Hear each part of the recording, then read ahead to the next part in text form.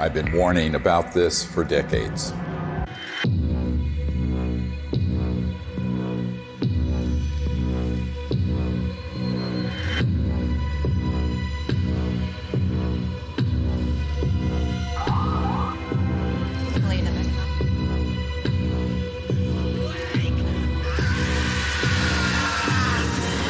No, not that. This. Speaking of conspiracy theories that actually have truth at the bottom of them, the Corona Relief Bill the president signed last month contains a provision that hasn't gotten a lot of attention. It directs the Director of National Intelligence, in consultation with the Secretary of Defense and the heads of other agencies, to disclose what they know about UFOs within 180 days. So what are they going to tell us? I provided briefings for 4 presidents, foreign heads of state, generals, and a sitting CIA director who later betrayed me. I've seen lives destroyed. William Colby has been missing since April 27th. His canoe was found washed up on the banks of the Wicomico River. Friends murdered. Unthinkable evil unleashed on our planet. All to protect this illegal and immoral secrecy. And nothing I've seen scares me more than this unprecedented moment we are living through. We're in the final hour of an agenda that has been playing out for nearly a century. Centralized monopolies of power in government, the defense industry, and the corporate media are all converging on the same narrative that extraterrestrials are real, they're here, and they're a threat. Those are not weather balloons. Those are clearly autonomous aircraft of some kind that are, as you put it, swarming U.S. military craft. So there are 2 options. Under intelligent control. These are craft under intelligent control, and they're flying with impunity, Tucker, within our airspace, and they can outmaneuver, outperform anything that we seem to have. We need to find out who's operating them and also what the intent is. The truth is, we do know who's operating them. Some are indeed extraterrestrial, and they are absolutely not a threat, as you will see. It is, in fact, the secrecy that is an existential threat to life on Earth and beyond, as stated by the first CIA director, Vice Admiral Roscoe Hillenkoetter.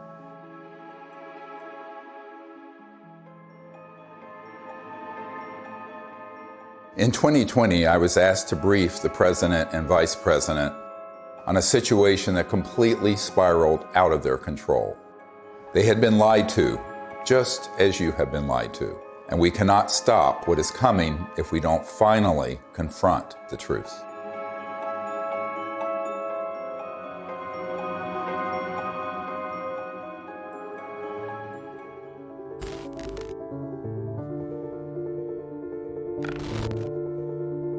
This may be one of the most important photographs ever taken. A dissection of an unknown humanoid from sometime in the 1920s. It clearly isn't human. I don't call it extraterrestrial for one reason. We don't have the history of that it came out of an interstellar craft. We don't have the genetics on it.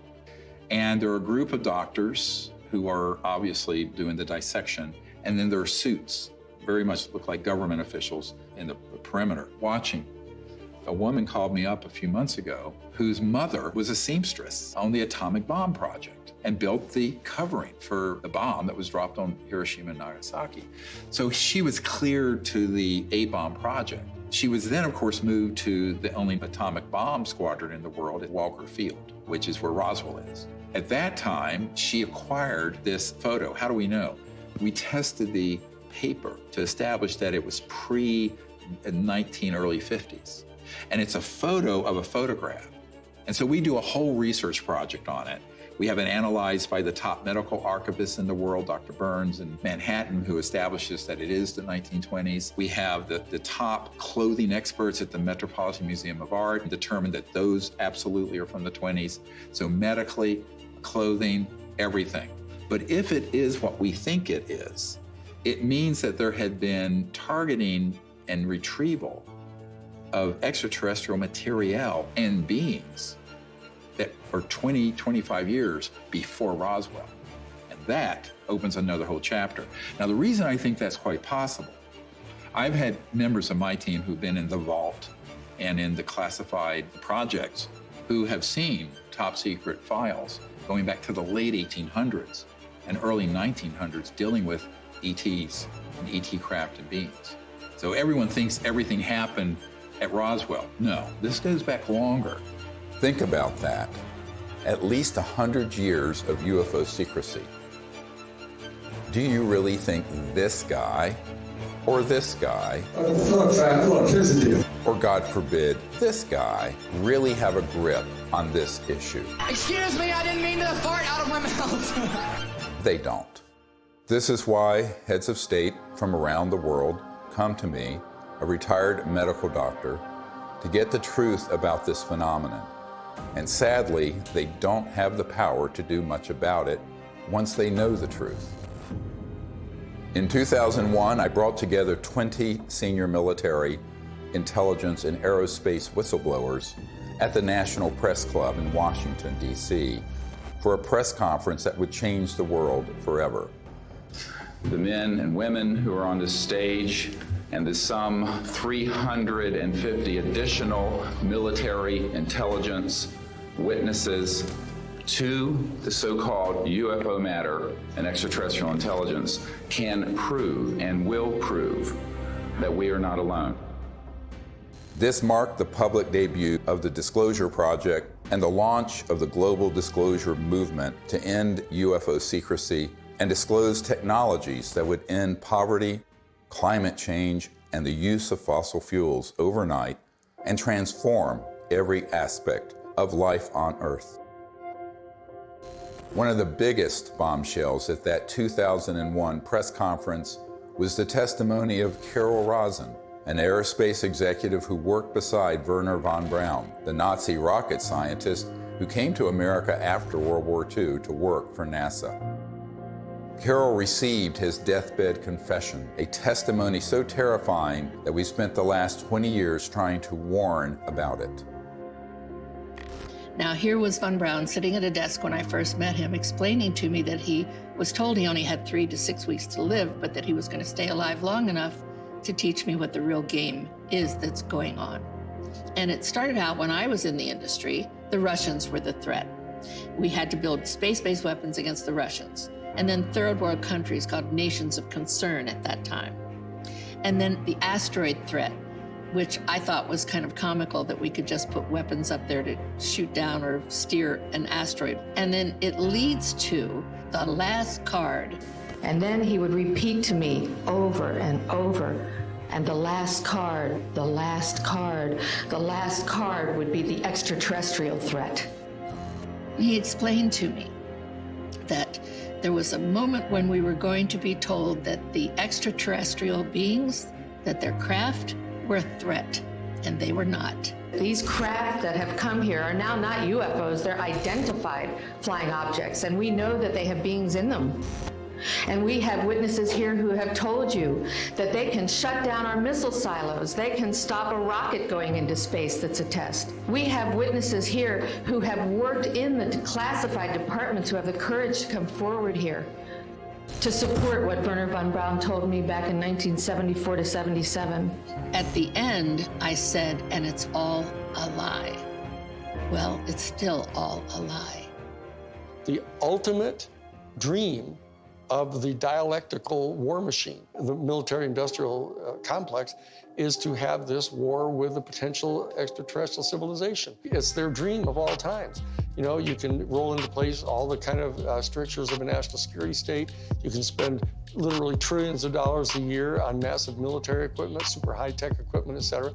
And so that it's logical that they would use that as an excuse. And we do know from repeated examples of it that the utilization of a false flag operation to initiate a war goes on over and over and over again. Our human family does that. The nation states do that. Hitler has done it. They dress up troops looking like some other neutral country they want to invade and have their own troops dress up like them and pretend they've assaulted somebody, and they rush in and attack that country. You know, it's gone on and on. Flashback to September 11, 2001. The world is in shock. The American people are paralyzed with fear and grief. Over the next few days, an unprecedented show of solidarity and patriotism. Americans fly their flag from every car and hang them outside their homes. They unify around an overwhelmed president, brought together as one by terror and loss. Few raised an eyebrow as constitutionally protected freedoms disappeared and the war drum beat loud and unopposed. The 9/11 attack set the stage for an invasion agenda that had been pre-planned for years, as General Wesley Clark revealed in a 2007 interview.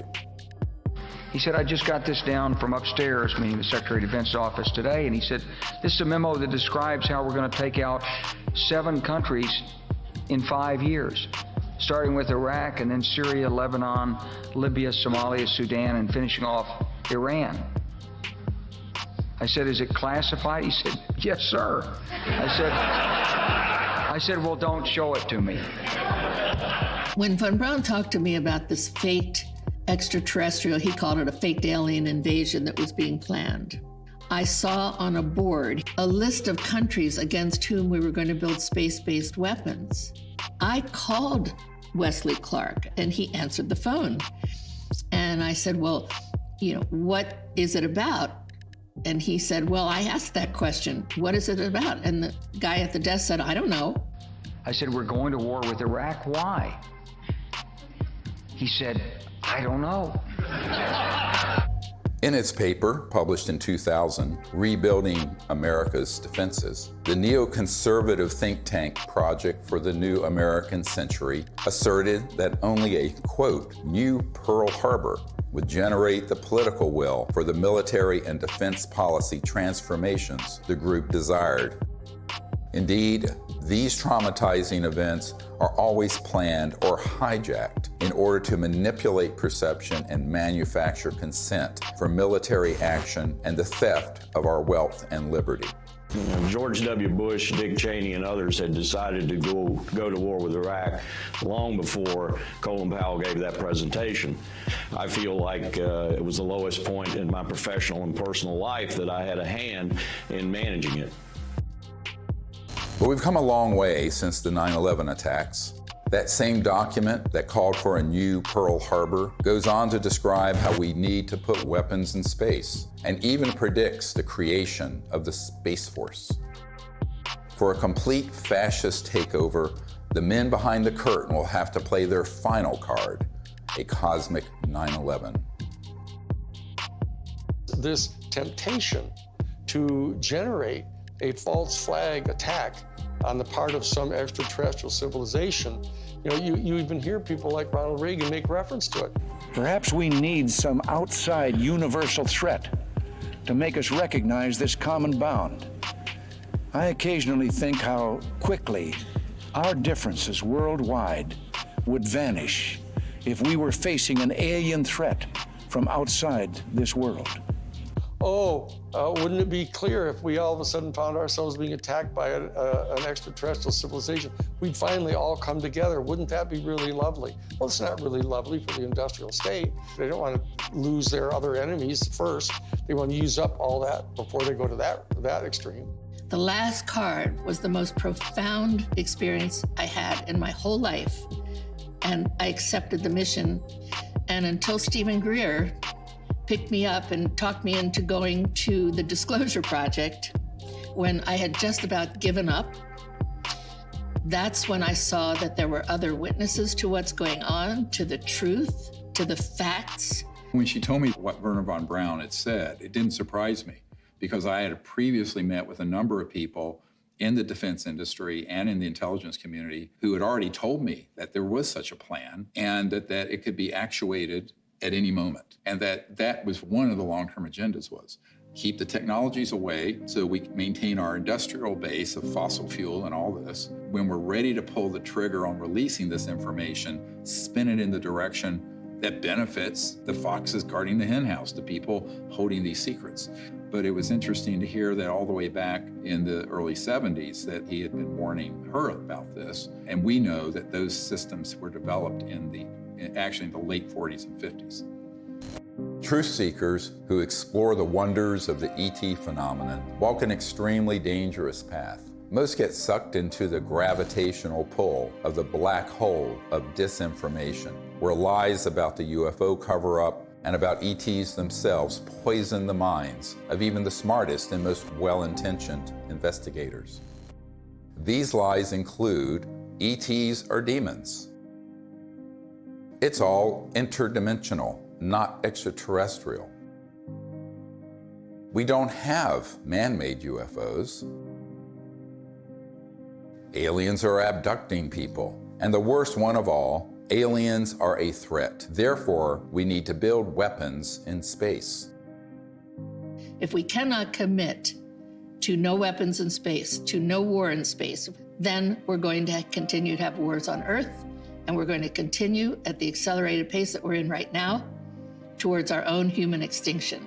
One of the difficult things of the last 6 months was that I learned that the same group that had been feeding false information to the public through TTSA had their counterparts that had been going into the president's office providing some information, but a lot of disinformation. So the way really good counterintelligence works, or disinformation works, is that at the core of it, there's some truth. So they'd say, okay, the aliens are here, and here's some evidence, but they're a threat to the national security, and we need to have the Space Force. Wow, Space Force. And they get into this thing called the White House and the national security state, and they're completely at the mercy of the people who are going to brief them, and the ones who are assigned and cleared to talk about this issue, by definition, have been in those clandestine operations. I did a video brief for the president, vice president, and also for President Putin.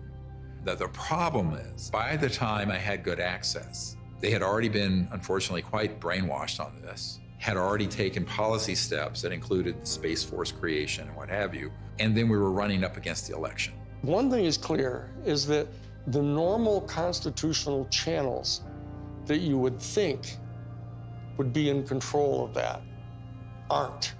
Presidents aren't briefed in on this. Heads of the Defense Intelligence Agency come in who aren't briefed, and I'm convinced they're not. From talking to them, it's clear they don't know what's going on there. So there's some other structure. I happen to be persuaded by the evidence that immediately after Roswell, when they recovered a craft and bodies from the UFO vehicle, that the Truman administration set up a body that was outside of the normal constitutional framework of our United States government. And it was made up of major elite people that they view as the real power elite. A shadowy government with its own Air Force, its own Navy, its own fundraising mechanism, and the ability to pursue its own ideas of the national interest, free from all checks and balances, and free from the law itself. It's sort of a shadow government within the government, not just in the United States, but all around the world. And the kind of power they have, both financially, technologically, and the means of projecting power militarily, is much greater than anything that the conventional military or the conventional government or the President of the United States has. Eisenhower knew it, and by the time he left office was very upset about it. In the councils of government, we must guard against the acquisition of unwarranted influence, whether sought or unsought, by the military-industrial complex. The ETs actually had reached out to Eisenhower near what's now Edwards Air Force Base, Muroc, and really wanted us to stop disrupting the fabric of the universe with these nuclear weapons and advance in a positive way into space and become part of an interplanetary family, which would have been wonderful for humanity, wonderful for the cosmos. But the people who make a lot of money from war and a lot of control of the populace through fear did not want that. So they circled their limousines and sort of moved aside the good people who would have been arguing for that. And that included Eisenhower. We must also be alert to the equal and opposite danger that public policy could itself become the captive of a scientific, technological elite. The fascist element that is owning most of the stock in the major corporations, especially the oil corporations and the natural gas corporations and the pharmaceutical industry, the railroads, the shipping lines. Virtually all these people are fascists, all during the robber baron era. That's what they did. They laid claim to those areas of our American economy, and they've never relinquished them. Those families and those interests became the foundation of the post-World War II military and intelligence and industrialists. They knew that after we had detonated the atomic bomb, there were ET craft seen all over, wherever we were doing experimentation or storage or launches or anything, or even research and development. The ETs were very concerned about that for reasons we'll get into. So the military-industrial complex, as Eisenhower called it, became very powerful and developed clandestine, covert, unacknowledged special access projects that eventually moved the president out of the way and pushed Eisenhower outside the inner circle. I tell people that that was the era when the presidency was decapitated. Fascism isn't, somebody wearing, a monocle and six-league boots with a saber scar, and all that stuff, and strutting around in Nazi uniforms. A fascist is a person who believes that the best way to develop the economic resources of the planet and to distribute them among people is to get a hold of them and have exclusive privileged access to these strategic raw materials, and have the corporations that have access to these strategic raw materials, and to be able to put them through the machinery that they pay for and that they invest in and establishing and producing these products and hiring people. And they believe that that's the best way to have their economy function. And so that the instrumentalities of the state, of the government, are put at the disposal of the private interests of the corporations. That's exactly what was going on in Germany. The Krupps and the ball bearing factories and the IG Farben corporations, all those big, huge corporations in Germany, they were all privately owned. In fact, they were financed by Brown Brothers Harriman and giving the loans to the post-World War I Germany to build them back up. Andrew Mellon had intimate dealings with Hjalmar Schacht, who was Hitler's private banker. And so did Sullivan and Cromwell. I mean, this is dirty, nasty history. Oh, invest in Nazi Germany. Hitler's a great guy. He's a Republican. Don't worry about it. You'll make lots of money. And then Standard Oil, through straw man in Portugal, all during the war. I mean, business thrives during war. You know that. It's a racket. That whole concept of fascism, and it's a word that gets totally misused because people somehow conflate it with just authoritarianism.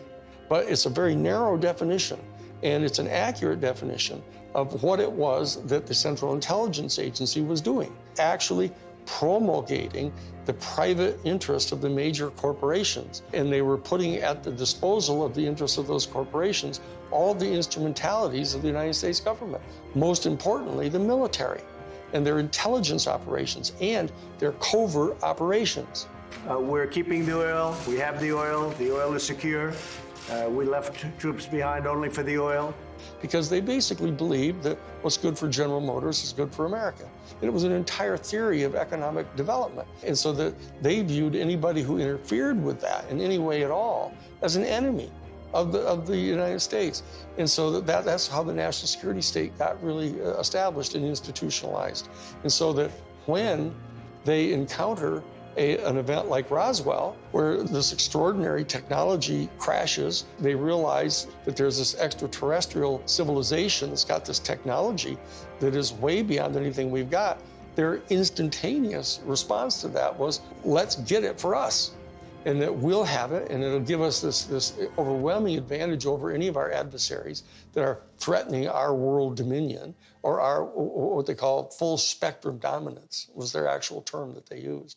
My granddad and I, when we were talking, I'll never forget it. And he said, he was talking about Patton. And of course, he said, I was in Czechoslovakia with Patton in April of '45. And I thought, oh, that was neat. What did you do? And then he's like, well, Patton had to secure a lot of the stuff that the SS had. And I said, oh, that's interesting. And they said, well, we went into this warehouse and there were all these exotic, jet aircraft, rocket engines, parts of the V2 and maybe a V3, I don't know.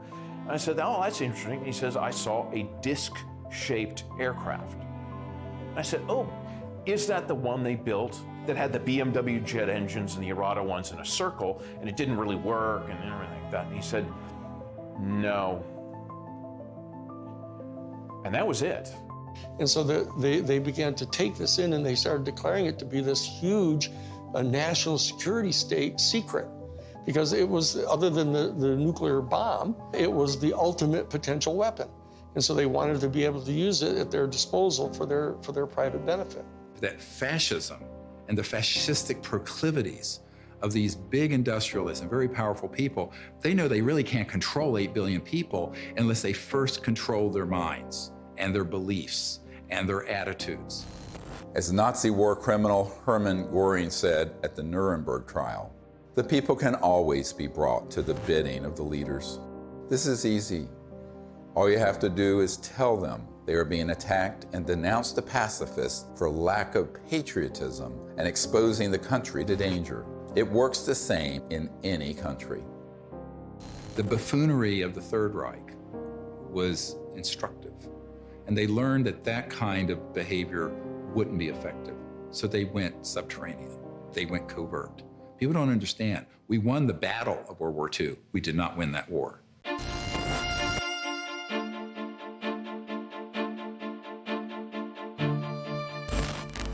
My name is Paula Harris. I'm an international investigative journalist in the area of UFOs. I've been working in this field since 1979. When I was living in Italy, I was reading in a journal that two little boys, they called them Indian boys, had been present at a crash near Socorro, New Mexico.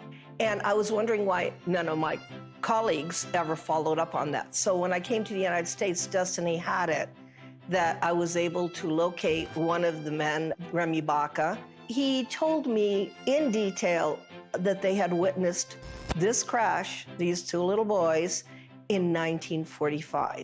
There was an object that shaped like an avocado.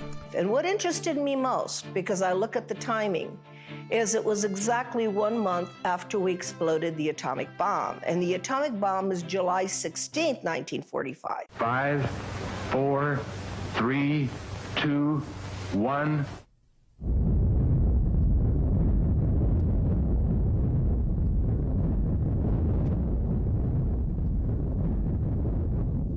And they actually went up to the crash site and saw 3 beings. They were tall and thin, they had long arms.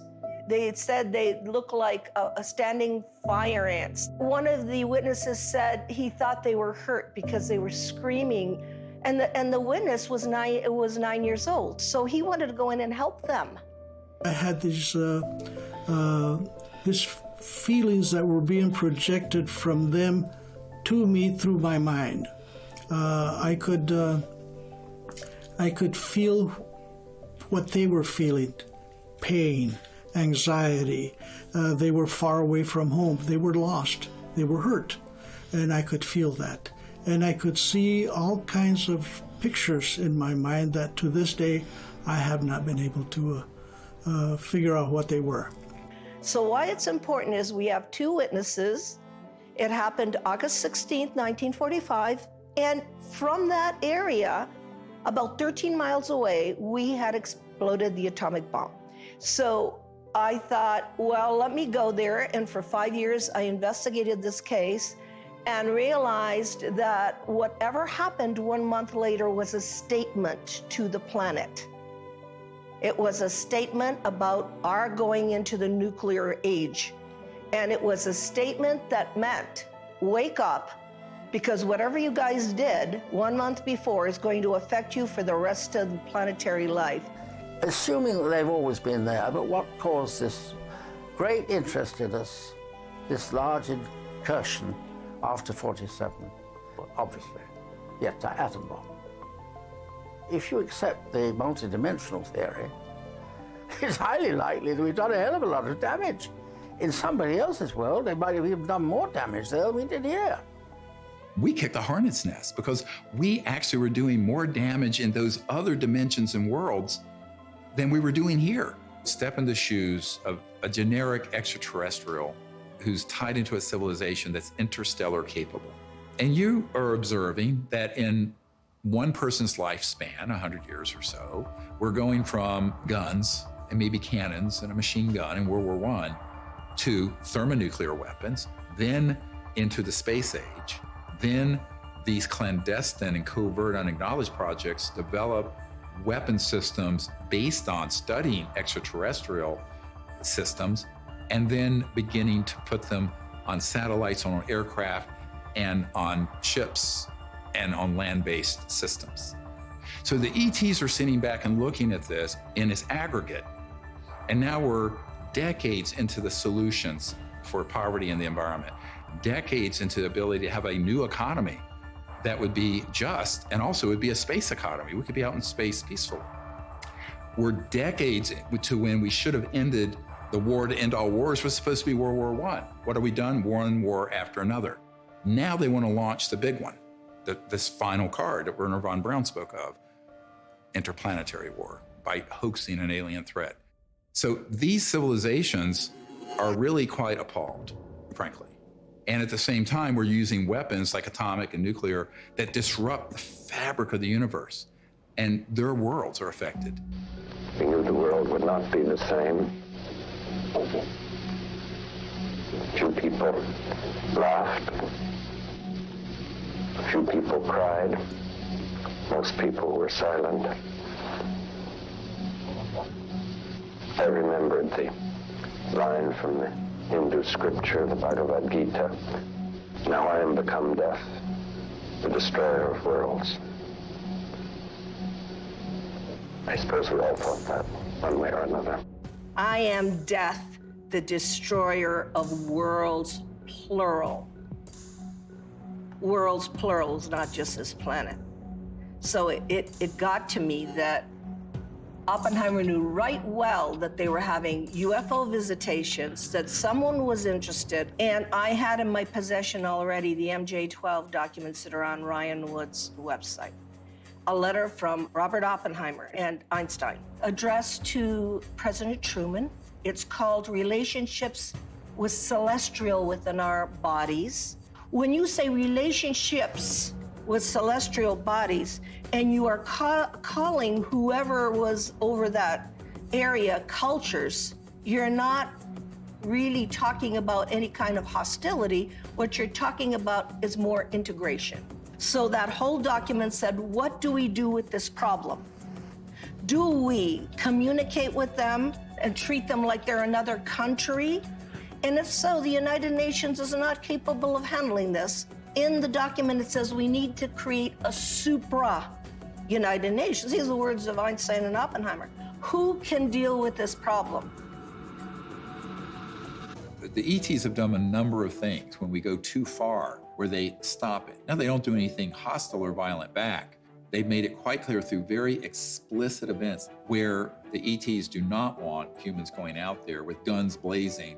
A couple of nuclear weapons sent into space were destroyed by the extraterrestrials. The one incident, for example, was they actually photographed the UFO following the missile as it climbed into space and shining a beam on it, which neutralized the missile. And that is their major concern, is to preserve the integrity of the Earth, because it affects their own system. The very end of the 70s and the early 80s, we attempted to put a nuclear weapon on the moon and explode it for scientific measurements and other things, which was not acceptable to the extraterrestrials. And what happened? They destroyed the weapon before it got to the moon. The idea of any explosion in space by any Earth government was not acceptable to the extraterrestrials, and that has been demonstrated over and over. And what's the consequence? How is that demonstrated? By the destruction of any nuclear weapons sent into space. If they were hostile, they would have just eliminated all that testing. They don't. I find out that is not the way they operate. They warn. They say, what the heck are you doing to your beautiful planet? And you have a choice. We have a choice. We can listen, or we can let it happen. If people are watching the media right now, they're not hearing about the peaceful extraterrestrial craft. What they're seeing are released, supposedly leaked documents, leaked videos, much of which is not even true. They're not real. It's faked right there.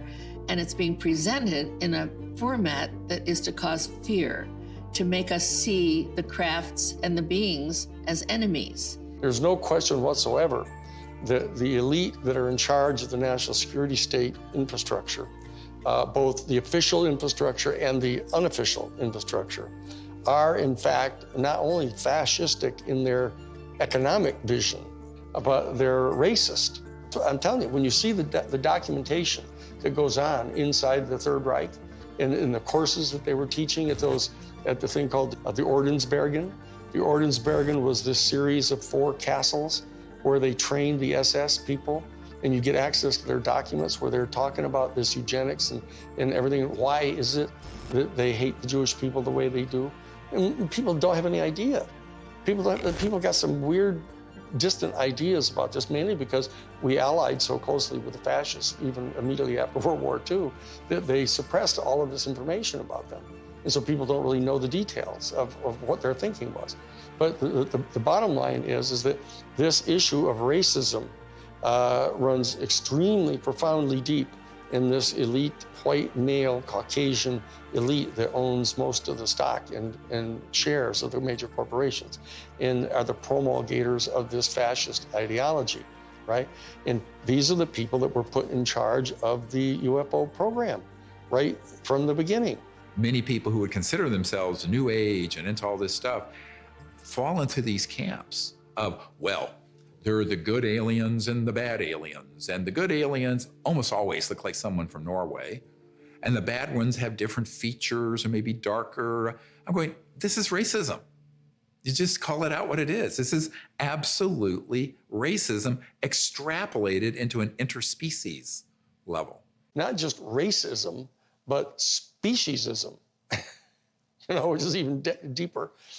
We have to try to overcome this. We have to train ourselves. They're hoping that we as humans evolve out of this mindset of ingrained racist tribalism and not go down the path that these covert interests want us to do and extrapolate into space, push out into space the racist world we've had. I call it exo-racism.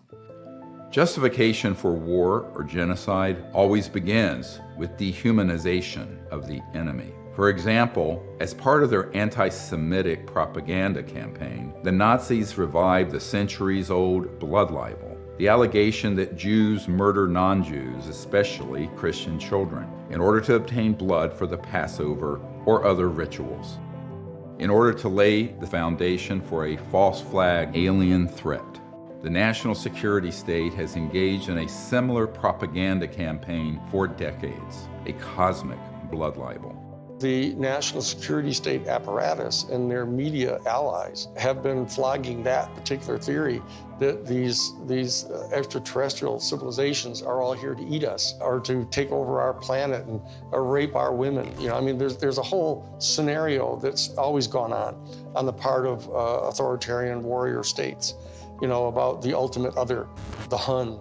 95% of all of the movies that have ever been made about extraterrestrial life have portrayed them as hostile and dangerous to us, and it sells in that way. I don't know why people watch those movies. But on the other hand, I don't know why people watch cage fighting either. When Unacknowledged went viral and got hundreds of millions of people to see it, within months, they stood up the TTSA with Luis Elizondo, who is a famous disinformation operative in the Pentagon, at least amongst intelligence officials that I've met with, and others who are well-known disinformation figures within the UFO subject. That began the whole process of trying to pull the narrative back to, gee, we don't know what these are, but here's the evidence that we're, quote, leaking, which wasn't a leak, it was a controlled release. And then they hit the button, so the mainstream media that will take dictation from the intelligence community begins to cover it in the New York Times and CNN and every network around the world. Whereas the Disclosure Project has 100 times more direct military witnesses and better evidence. And they wouldn't touch it because it doesn't have the threat narrative attached. It doesn't have the agenda attached. The UFO threat is being exposed by this former Defense Department official. There are unidentified vehicles violating U.S. airspace with unknown intentions and extraordinary capabilities being encountered by U.S. military personnel. We don't know where they're from. Chris Mellon, descendant of one of America's most influential families, oversaw the budgets for some of the military's most top-secret weapons programs. I think there's a reason they picked a Mellon. This is a tradition in our family. You know, as you said, the Mellons were the first family of intelligence that will go along with, you know, we need to do this for the good of the country. You know, yes, you gotta lie and do whatever you have to do, but, you know, this is what we need to do. And they'll just do it. I mean, I'm not gonna, you know, stay silent when members of my family lie to the American people. I won't do that. It's one thing for my dad, you know, in the old days, to get up there and do some mild fibs about, you know, highways. This is not. You're messing around with the survival capability of the human race. Correct. I mean, that's not an overstatement. Right. This is deadly serious. It's not funny. I know from direct conversations with Lou and with Chris that they know that the major military authorities with whom they've had very close communications realize that if, in fact, the extraterrestrials were hostile in their intent toward us, they could have done anything they want to do. They can come and go at their pleasure. And so that in that regard, they do not constitute a clear and present danger to our national security. But they also know that they're in the habit of getting their funding for all of their entire organizations, et cetera, by flogging a threat. And so that they're inclined to do that because the simple fact is they don't trust the people in Congress. They think the people in Congress are so Pavlovian in that they, in fact, distrust their constituency so much that they have to scare them. And so they say, well, if we're going to be able to justify having hearings about the UFO issue, we're going to have to tell our people that, you know, oh, they're a potential threat to us. And so therefore, they're conning their own constituents. And then they are getting conned by the military-industrial complex because they don't trust them either. And this is a question of integrity. That as long as people are not trusting each other and they're conning each other, you know, this is dangerous. This is how wars start. This is how people lose control of the narrative of what's going on here. Those of us in the CE5 community, et cetera, need to establish some kind of level of discourse with Lou Elizondo and with Chris Mellon.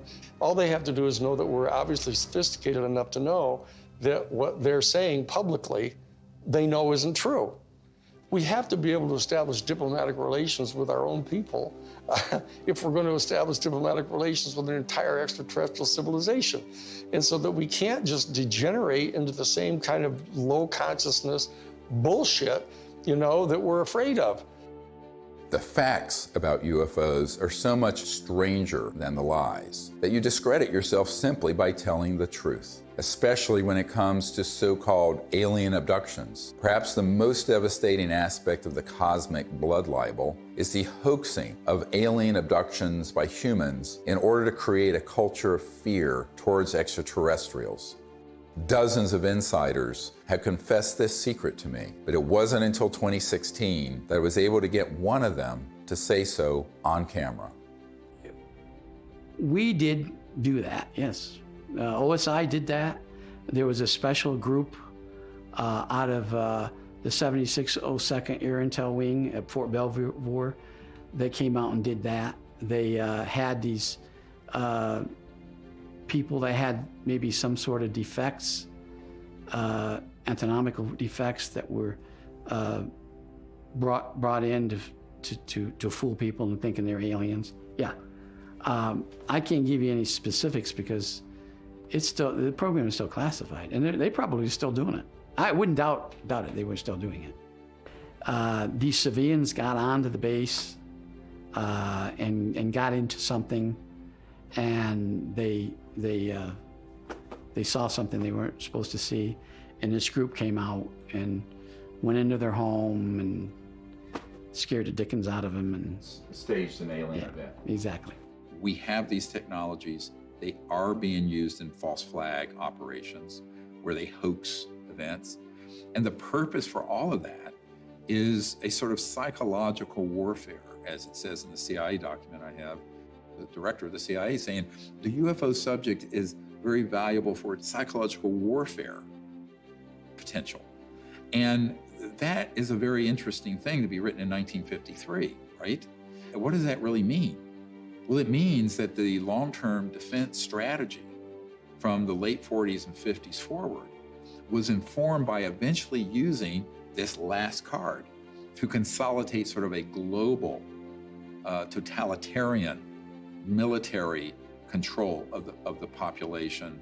Could it be manipulated purposely by people who have the technology to simulate UFO sightings? And people say, well, of course not. Who would do a thing like that? Well, I would remind you that during the Watergate investigation, it was discovered that there was a plan originated in the White House to surface a submarine off the coast of Cuba and paint the second coming of Christ over the island of Cuba using holograms. Which is well within our technology today. The idea was that since there is a large Catholic population in Cuba, they would be so upset by this vision that this would saturate the communication channels, the telephone system in Cuba, long enough for an invasion to take place. How interesting. I never heard of that. Well, I think that's a classic in psychological warfare, but that kind of manipulation is well understood. And I have personally investigated several apparently genuine UFO cases where there was, in fact, manipulation. My conclusion, the conclusion of scientists working with me, was that there was, in fact, a manipulation taking place and that it was not a hoax on the part of the witnesses, but a hoax on the part of somebody much better organized than them. In Vallee's book, Forbidden Science 4, he describes a smoking gun document that confirms what Doty said. In an entry dated Thursday, 26th of March, 1992, Vallee writes, "I have secured a document confirming that the CIA simulated UFO abductions in Latin America as psychological warfare experiments. We reached out to Dr. Vallee and asked him if we could publish the document in this film. He refused and tried to blame the producers of this film for his decision to not release it. Unfortunately, others in the UFO research community have similar evidence of this cosmic false flag, but are afraid to come forward publicly. This lack of courage or integrity, or both, is precisely why the secrecy persists." I also asked Richard Doty about the last card scenario, using the military lingo for false flag, deceptive INW, which stands for Deceptive Indications and Warnings. Have you been exposed, or did you come across in your career and your network the false INW or the Deceptive Indication and Warnings projects related to this? Yes. And what did you find out about those? That's pretty hush. I don't think I should talk about that. Yeah. I mean, that's why when I briefed the head of the Defense Intelligence Agency, that was the main subject. That is, that's very sensitive. Yeah, it's very sensitive. Yeah. Extremely. Yeah. So we'll just pass that question on.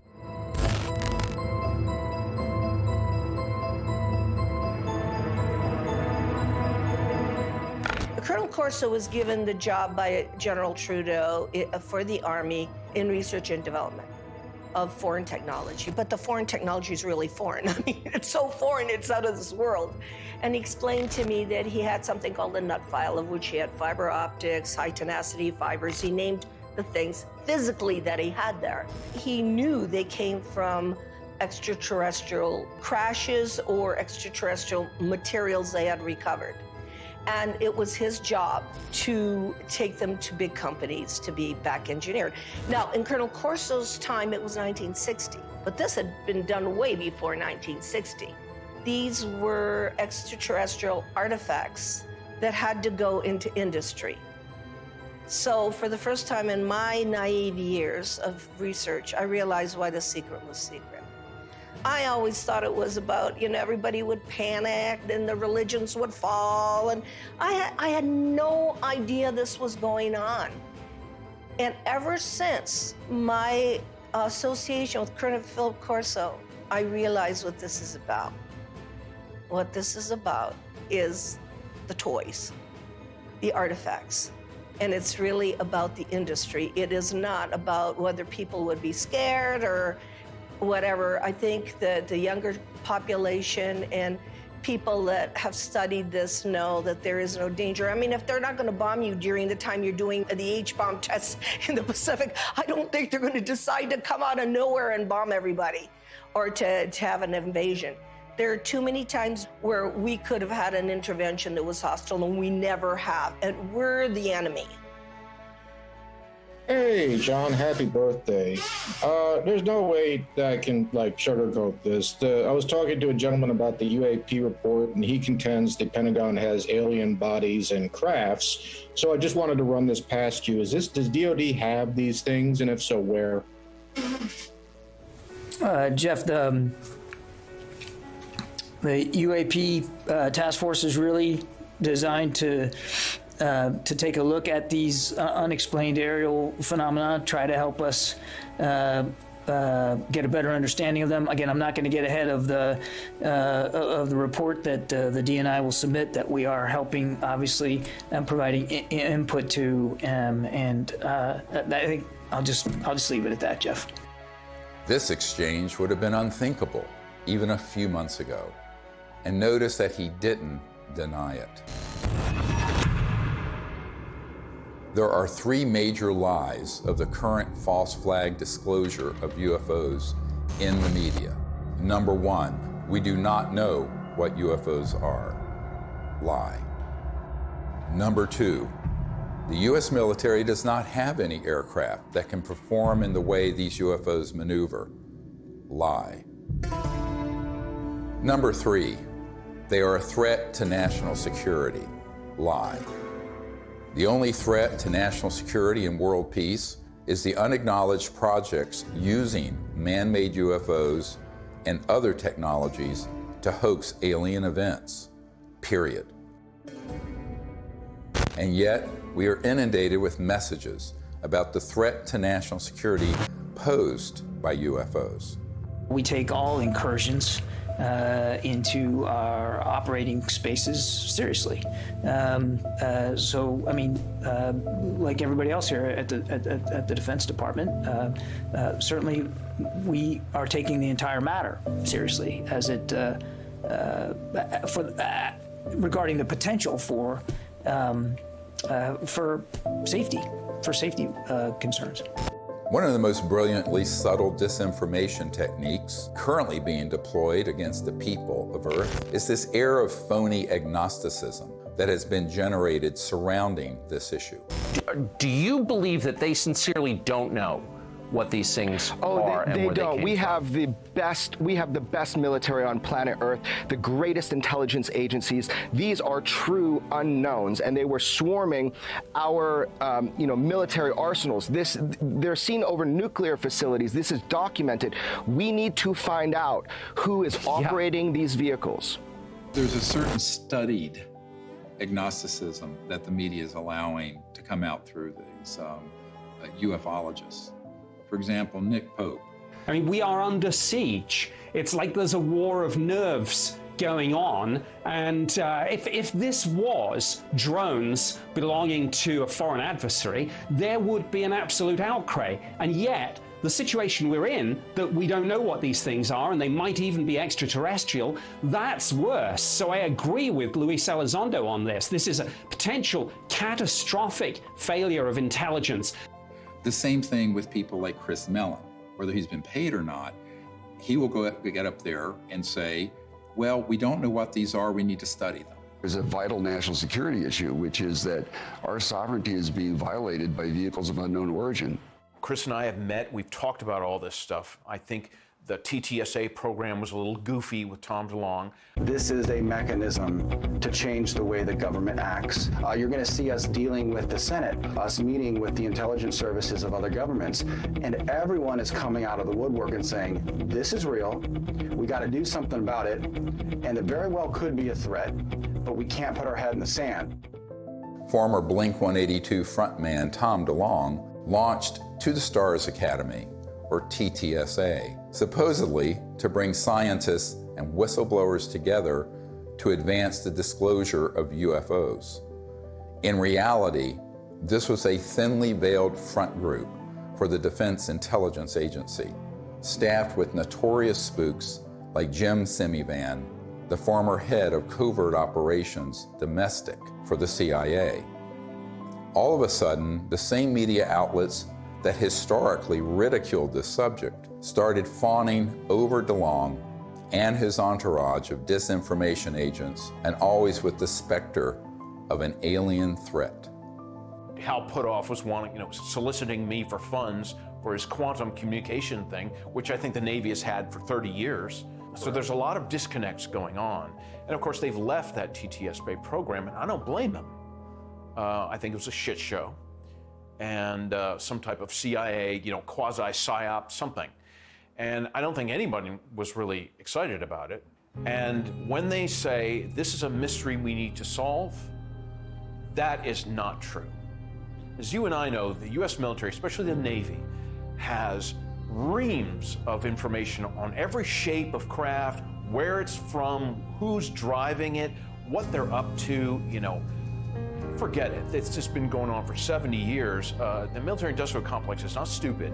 Neither are the branches of the military. They know exactly what's going on. I think Chris means well. I really do. I don't think he's one of these guys, that's going around here, I'm going to fool the public and get paid for it. He doesn't need the money. I don't need money. We don't need fame or money. That's the last thing a melon wants. I'm telling you. And of course, TTSA even had a Lockheed Martin Skunk Works engineer who said, we need more money to study this because we don't know how these operate. In 1984, I got my chance to go to the Skunk Works. I'm working on things that defy imagination. Meanwhile, we published a letter that was written to Ben Rich, the head of the Lockheed Skunk Works. And the person writing was a friend of Ben Rich and said, are these UFOs ours or extraterrestrial? And Ben Rich writes back, they're both. He acknowledges that they are both extraterrestrial and ours. Now, this is not some ufologist. This is the head of the Lockheed Skunk Works, the premier aerospace engineering entity, arguably, in the world. Another man exchanging letters with Ben Rich was military aerospace historian James Goodall, who was Rich's pen pal and confidant for 25 years. I met Mr. Goodall in April of 2021 at the 20th anniversary of the Disclosure Project, which we celebrated in Scottsdale, Arizona. He was dying of esophageal cancer. This is the mid-90s. He'd already retired from Lockheed. And I tracked him down. He was at USC Medical Center near the end of his life.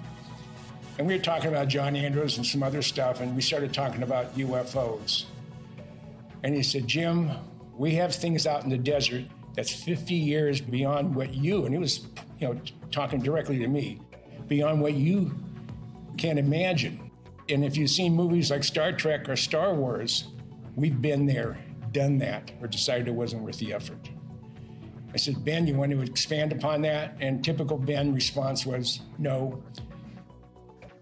The first time I realized that some of these vehicles were actually man-made was when I met aerospace illustrator Mark McCandlish, who testified at the Disclosure Project press conference about a highly classified air show at Norton Air Force Base, where reverse-engineered flying saucers were unveiled for those with a, quote, need to know. A male staff member in Congressman Brown's office not only confirmed the exhibit, but the fact that there were 3 discs at that exhibit. These discs were hovering off the floor without any visible means of support. They were referred to as alien reproduction vehicles, also nicknamed the flux liner because they used high voltage electricity. This is a diagram that I made based on a sketch that Brad Sorensen did for me in rough form shortly after he had his sighting, and subsequently cleaned that drawing up and made it much more accurate. And that's the drawing that Dr. Greer is holding there now. Later on, I obtained photographs that were taken in 1967 by a military pilot, Harvey Williams, flying a C-47 for the Air Force at 12,000 feet, approximately 25 miles southwest of Provo, Utah. This particular vehicle matches the so-called ARV in all proportions and respects in terms of the detail of the shape of the craft. News articles from the 1950s describe how we were on the cusp of unlocking the secrets of gravity, which would unleash a technological revolution. But suddenly the article stopped without explanation. This is the point where we cracked anti-gravity technologies and it went totally covert. And this Tic Tac, the word is, it's Lockheed Martin. It's the successor to the TR-3G Black Triangle model. Elizondo just will talk the bark off a tree. He goes in circles. He's a great counterintelligence guy. I'd love to get into a debate with him, but of course that's never going to happen. Well, this is a document that was obtained through the Freedom of Information Act, and it demonstrates quite clearly that we have had issues with these, if you will, these UAPs or UFOs in the vernacular for at least 70 years, at least since 1950, probably earlier. And this is official U.S. government correspondence. This isn't some eyewitness report from a civilian. This is official government documentation from military personnel to very senior military brass. And what it says is very quite compelling that, look, we've had a lot of military and intelligence eyewitnesses, to include special agents and scientists, and all of them are seeing these things. And more importantly, the frequency has occurred on a regular and continuing basis over sensitive U.S. military facilities. And this has been occurring, Tucker, again, since 1950. The U.S. government has finally admitted that this is not some sort of secret U.S. technology. Quite the contrary. Over the years, dozens of defense and aerospace industry insiders have briefed me on what they were really working on at places like the Lockheed Skunk Works, going back to the 1940s and 50s. Many of these man-made aircraft have been spotted by thousands of eyewitnesses and become part of the UFO lore, indistinguishable from actual ET craft.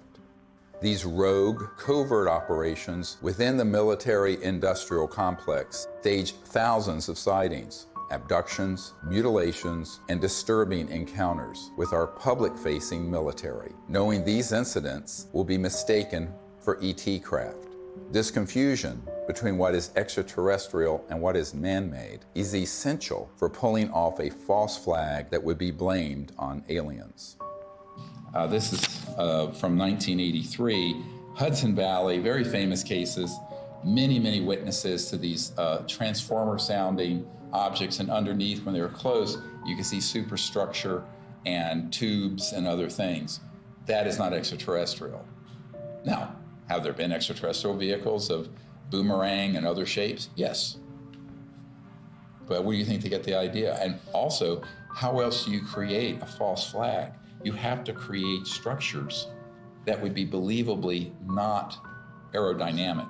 Some of them are kind of hybrids. They'll have some conventional propulsion as well as electrogravitic, and they all have structural, superstructure components that are clearly a man-made machine, not an interstellar vehicle. This is 1989 in Belgium, that you can see all the tubes and structures underneath. Again, this is global. These are also well-known platforms. You can basically, once you get your lifter system in place that causes mass cancellation, you can create any kind of air structure around it. And it doesn't matter if it's aerodynamic or not, because the way it moves, it moves, let's say, the molecules of air around it. So it's basically moving an electromagnetic field effect. So there's no resistance and there is no sonic boom. That's man-made. We've had it for decades. This one is great because it has, if you look at the underside, there are the girders and the structures. And the people under it could see that and could see the light in the center and the three on the end. That is man-made. There are extraterrestrial vehicles that are triangular and that are saucer-shaped and that are other weird shapes. So to make things complicated here, how are you going to know? Well, you got to be close enough to it to see. And if you can't see the superstructure detail, you're not going to know whether it's extraterrestrial or not. This is from Southern Illinois in 2000. They went from animal mutilations being staged by clandestine human organizations to these were doing human vivisections and killing humans. But of course, they wanted everyone to believe the aliens were doing vivisections on people. No, it wasn't. Which ones are man-made and which ones are extraterrestrial beings? Dr. Greer is figuring this out. We've got to listen to this information. These are facts. This is not rhetoric. And then we've got to be able to apply it. We're taught to be afraid. We're taught to fear. We're taught to fear extraterrestrial beings. Really? Get over it. Meanwhile, you have people who would purport to be experts in UFOs going on Fox News and other news outlets saying, we don't really know what these are. It's a big mystery. They've lied by omission. And when they say it's a mystery, that's a lie. Okay, I'm sorry. But that, I'm not on board with that. And that, But they have to know that's a lie. Right. So they do. And I think, it's obvious. So, that's why I'm giving this interview with you today. I mean, I've had enough of that. I had enough with my dad. Was he a liaison to Majestic 12 as a magic member? Probably. He probably had 2 pages of the UFO file. Don't worry about the rest of it. Just 2 pages are all you need. Okay, yes, sir. And Chris is going, yes, sir, too. So those people are very studied agnostics who act like we don't know. And that's why they're given an audience. If they were actually to say, here's what they are, here's what they're doing, which is what a truthful disclosure would be, they would be banned off those networks. I don't think I've ever spoken to anyone who has seen more reports, paperwork, photographs, interviews as you on this topic. Has there ever been a confirmed extraterrestrial ship? We'd have to say no. We'd have to say what's confirmed is that we don't know what this, let's call it a ship or an object. We don't know what it is. We can just say what it isn't. Right. And you can ask yourself, well then what, and of course what we call the extraterrestrial hypothesis is a valid one. I mean, maybe it is from some other place in the universe. In the axis of disinformation, Leslie Kean is the original shameless opportunist of ufology. Over 2 decades ago, Leslie embedded herself in the planning and execution of the Disclosure Project and then betrayed our trust by hijacking our top secret witnesses and case studies and repackaging them. Most people don't realize that on the day of the Disclosure Project press conference, intelligence agencies jammed our signal leaving the National Press Club building for the first hour. Leslie was there and she knew that we had revealed too much. She adopted this fake agnosticism so that every door to mainstream media outlets would be open for her. Anything that can operate in impunity within our airspace, within restricted airspace, that can have near misses with our Navy pilots, it has to be considered a potential threat. Anything that's in the skies that we don't know what it is, and it's demonstrating incredible capabilities. The only way the Department of Defense is going to deal with it is to see it as a potential threat. Anything that enters an airspace that's not supposed to be there is a threat. After receiving classified briefings on UAPs, Senator Marco Rubio called for a detailed analysis. This past December, while he was still head of the Intelligence Committee, he asked the Director of National Intelligence and the Pentagon to present Congress an unclassified report by next month. We've gone this way before. There have been many initiatives. Gerald Ford, when he was a congressman, held hearings, went nowhere. The whole window dressing of Project Blue Book, and then that was just really a publicity stunt by the Air Force. And most recently, the $22 million that the Pentagon spent on this Bigelow aerospace study. I had a Zoom meeting this summer with General Herbert, the chief advisor to Senator Harry Reid, and they authorized this funding.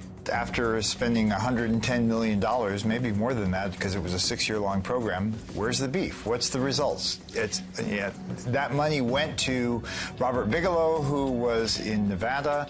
And he's a buddy of Harry Reid's, right? Right, who was chair of that committee. UFO proponent, exactly. Thinks they've definitely come here many times. Right, so, you've spent $100+ million gathering information, and what did you do with it, outside of, collecting a couple of videos? The people in that circle around Mr. Bigelow and Bigelow Aerospace were all operatives of these unacknowledged special access projects.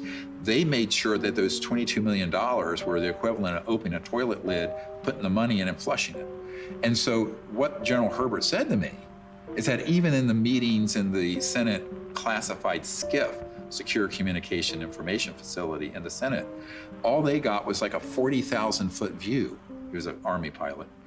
And no detail, no nothing.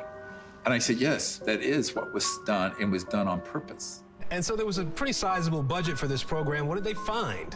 Well, I mean, basically what they did with that budget is a lot of different research to try to document what was going on, to try to understand the physics behind how the objects, move around, and then to just keep records of what they were observing. But they haven't been able to find what they are, where they're from, or anything like that. And I said, do you feel they were holding back? He says, oh yeah, a lot. And we were very angry about it.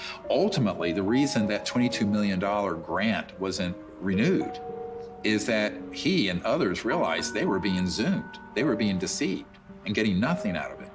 It remains to be seen if they get anything out of this mandatory Director of National Intelligence and Office of Naval Intelligence report that's going to go to the Congress. I think that the more information that's in it, it could be even more dangerous than nothing, because I think they will cherry pick cases that they will spin as evidence of a national security threat. And that's what's been ramping up in the media.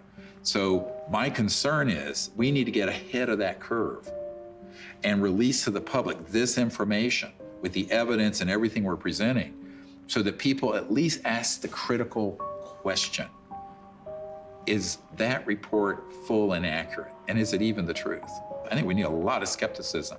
If it's coming out of the US government or any other government and the mainstream media, until proven otherwise, it is cherry-picked information and someone has an agenda because they've hit the button, the go button with the mainstream media to cover it in a very specific way that does not redound to the benefit of the human race. Von Braun gave me the idea that we should have a bill in the Congress and it should have a matching treaty. Well, we did for a while, but in the Congress it didn't work, not in this country. So I went international.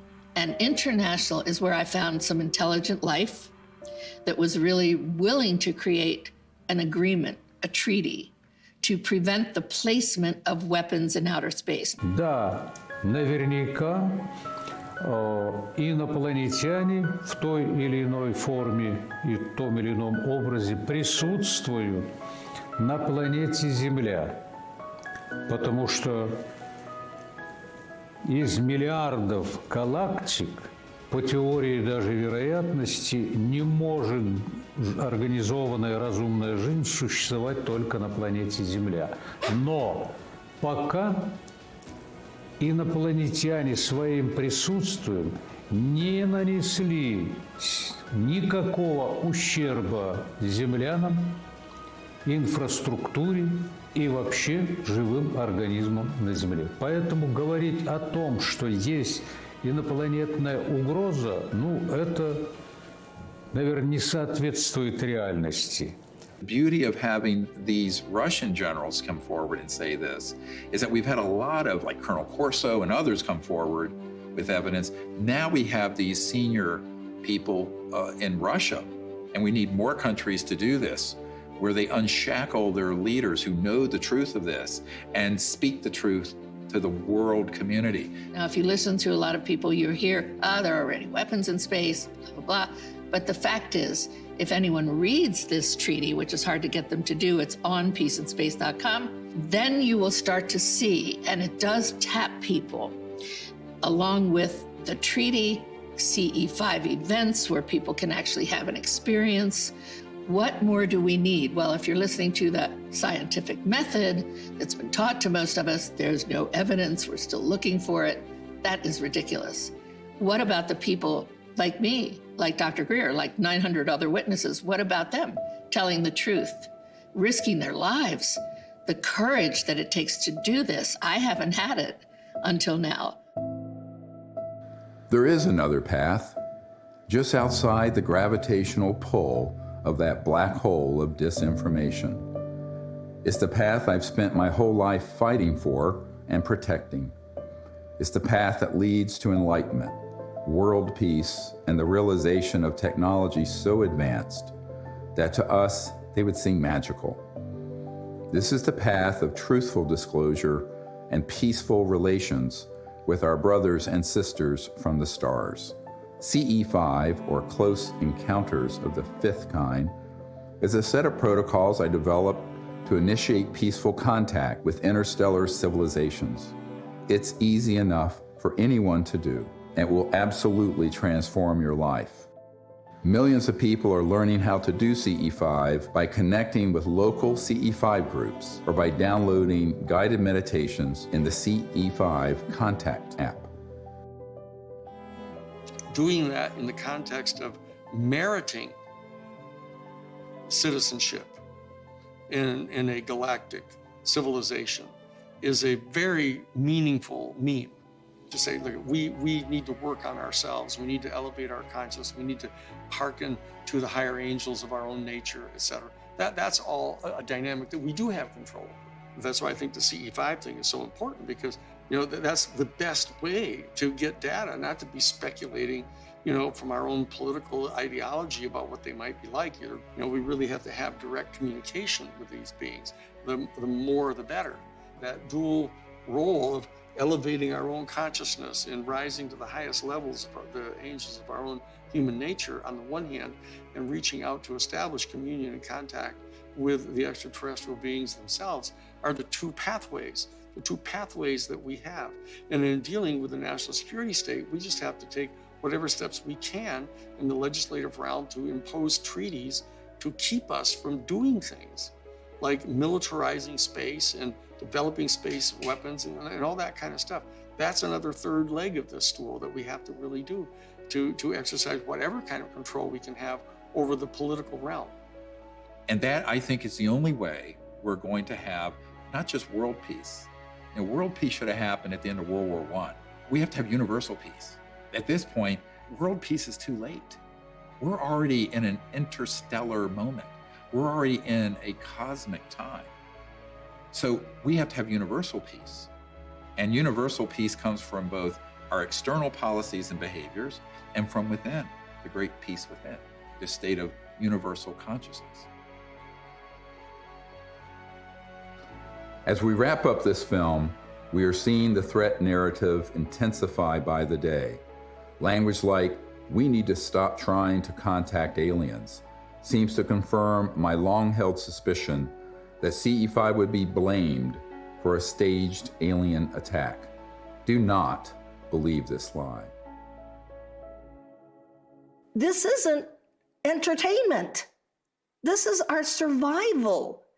I saw that Dr. Greer would never stop doing this until he took his last breath, and that he needed help with this. This is not about us. It's not about, fame, fortune, money. There's no money anyway in all this. It's about finding a group of people that have the same vision, but the most beautiful vision he has, and I've attended so many CE5s, is that he has found a way, a non-hostile way, to communicate with who's ever out there, because whoever's out there is depending on him to change this situation. So that, for me, is the most important. The CE5 protocols that everybody can do is going to make a darn difference. So for me, the Disclosure Project is a miracle. And it hasn't been easy. It has not been easy. Can I give you a hug? I love you. You just keep going. We're here. You just keep going, okay? I'll never leave you, so you just keep going. Do what you do.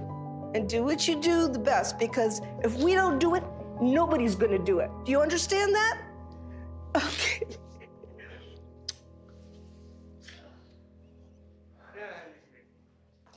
Yeah, okay, can I go outside and get some sun?